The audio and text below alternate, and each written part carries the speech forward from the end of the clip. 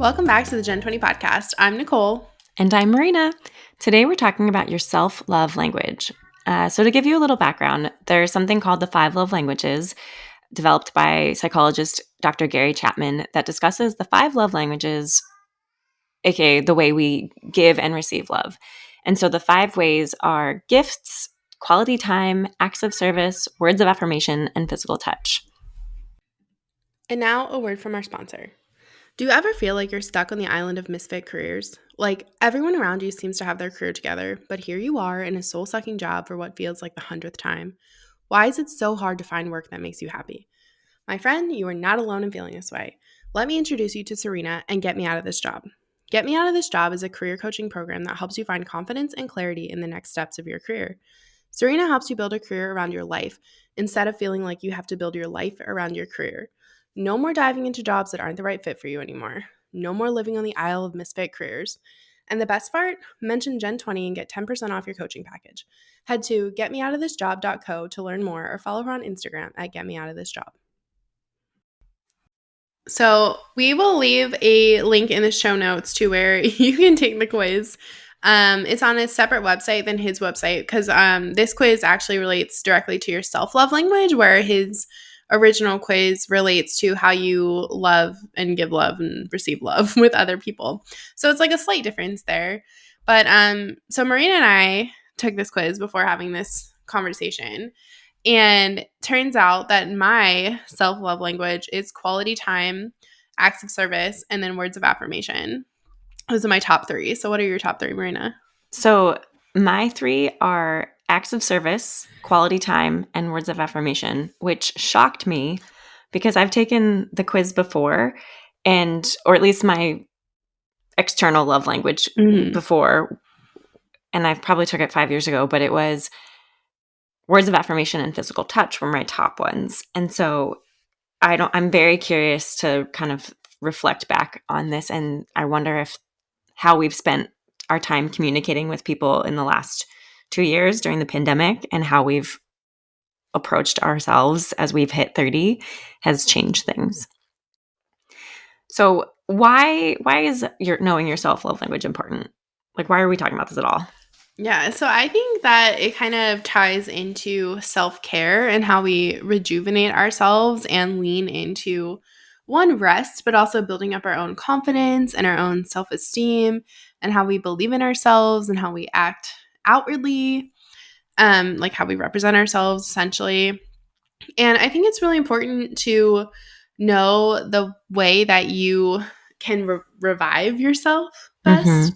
That's how I kind of see this whole self-love language thing. What about you? Yeah, we were talking about this a little bit in another episode on people pleasing, but I think too often we put ourselves last when we really need to put ourselves first, because you can't pour from an empty cup. And if you're not putting yourself first, you are most likely not acknowledging the value you have and loving yourself. So for me, the self-love language is definitely about mental health and self-care. I was thinking about this, how do you do an act of service to yourself, right? Like that seems, I think of it as like doing the dishes for someone else or things like that. That's what you're thinking about? Okay. Well, so when I was visiting you however long ago and I was like cleaning your kitchen, and it's like a compulsion where I'm like, oh, Nicole's busy. She's got 2 little kids. Her husband's working because he works late hours. I'm going to clean the kitchen. Like, that's because I love her. I don't enjoy washing dishes. I actually hate hand washing dishes. But for Nicole, I was like, I'm going to wash every single pan. I've got this. Because I appreciated it so much. Because that's why I was showing you love. But for myself, I think I don't know if this is like a true act of service, but one of the acts of service I give to myself is letting myself rest when I think I don't deserve it, which, like, spoiler alert, you always deserve rest. You don't have to earn it, but my brain is working on that. So like just the other day, I was so burnt out and I needed to just take a break in the middle of the day. And I let myself watch Harry Potter, which is a bigger topic for another time, but it was great. And I love to take baths, and one of the ways I do some self-care when I'm feeling really down is I clean my room. I like reorganize my closet. Mm. I deep clean my bathroom. It's like a gift to myself, reminding myself that I am allowed to have a beautiful, comfortable space. So I just kind of steamrolled into that part of the conversation. But Nicole, what do you do to service yourself? That's not right. I will talk about that another time, perhaps not on the air. However, this podcast is taking a turn. We're gonna have to update the rating. My gosh. I'm looking at our list here, and ours are very similar. Like because my top one is quality time, and that's 33% for me. And yours is acts of service, and that's 29% of you. But my second is acts of service, and your second is quality time. Hey. So I think it's very similar that we value similar things. So for me, quality time is like the way I rejuvenate myself. Like I need time alone. Yeah. To just be by myself, which is harder to come by, when you work at home, live at home, have 2 little kids, 2 children, a husband, people. But I think it's really important for me to take that time by myself, which I find myself doing, several times a week where I'm like, just leave me alone. And like I have my time to do whatever it is that I want. And like when you're talking about acts of service as like cleaning your room, because I also tend to like things to be very organized, and I love to like declutter things and get rid of things and reorganize things. Like I find that very soothing. So I wasn't actually thinking of that as like an act of service for myself. But I think it kind of is, because like I enjoy doing that. Yeah. And I enjoy like refining my routines and my life to make things like more simple. Like Marina and I were talking about this earlier, but my husband and I have recently introduced a laundry schedule to our home. Like today's day 1. So whenever this comes out, please check in with me on Instagram or email or wherever I am currently. Yeah, Nicole's taking an Instagram break. So if she's just email her, or Instagram me and I'll email her. Just email me to see how this is working out. But we introduced a laundry schedule where it's like each one of us has like a day of the week to do laundry, because it's taking too much of my time to put everyone's laundry from one basket back into all their rooms. And I really hate that. So we're trying to refine our schedule. And I hadn't actually thought of that as like an act of service, but that's kind of like an act of service to myself. And now a word from our sponsor. Fandemonium Design creates wonderfully nerdy artwork that won't freak out your dinner party guests. Products including newly launched notebooks are stunning, chic, and wholly celebrate beloved moments in fandom. Visit www.fandemoniumdesign.com to see the full collections, and be sure to join the adventure on Instagram at Fandemonium Design. Yeah, it's like you recognizing a pain point and you finding a solution for it. So with cleaning my room, I don't like clutter. I don't do well when I have lots of stuff everywhere. It's like a claustrophobic feeling. And so right now I have probably, I want to say 50, but that's an exaggeration. I have like 10 Post-it notes, a bunch of pens, some other stuff that I'm meaning to do, all on my desk, which is where I'm supposed to work.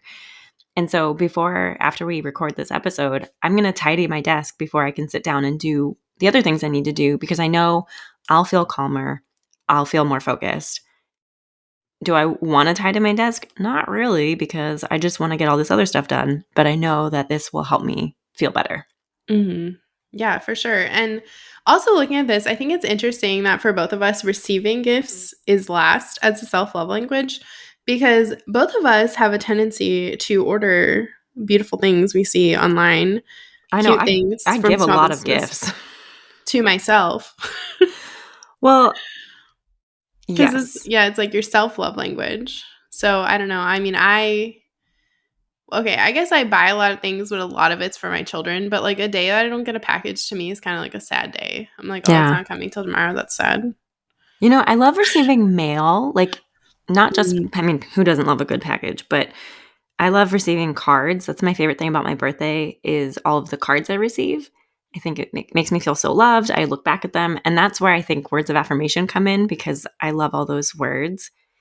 And one thing I'm actually working on is saying more affirmations to myself. Like there's a like content warning for a curse word, but there's an there's a TikTok audio that's going around that I sing to myself all the time that's like, bitch, you doing a good job, bitch, you doing a good job. And I sing that to myself when I'm working on something that I find hard because it makes me laugh. And it's like reminding me, yeah, I'm doing okay. I'm doing good. Yeah, you're So killing it.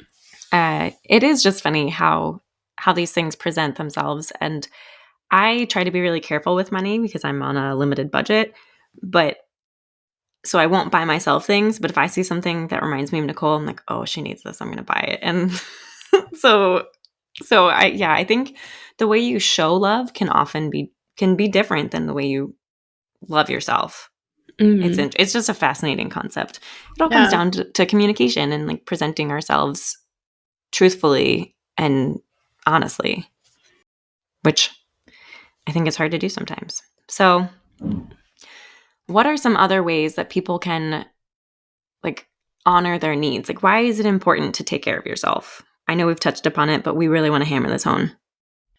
Yeah, so I think that it's really all about resting and showing yourself that you matter and you are valuable. And I think that honing in on your self-love language can really help you lean into that more, because maybe something that you are doing to how you show love to other people is what you're trying to do for yourself. Mm-hmm. And maybe it's just really not aligned and it's like not working. So we hope that you will take the quiz and you'll kind of really evaluate what it all means to you and how you can best show your self-love and how you can really incorporate that into your routine and practice more self-care. And Marina and I have joked about this a little bit, but in the office, Kelly Kapoor is like, fashion show at lunch. And I joke and I say, affirmations at lunch. And I think that's like a way that you can, work on your self-love language. So we hope this was an interesting episode. Yeah. Let us know what you think. Tell us your affirmations. Tell us your love languages and your self-love languages. We want to keep this conversation going. So definitely DM us or email us if we're on Instagram breaks for our own self-love journey. And Nicole, do you want to sing us out? Yeah, we would love if you would leave us a rating, a review, DM us like we said. We'd love to hear from you. And we'll chat with you again soon. Bye. Bye. How long was that? Shh.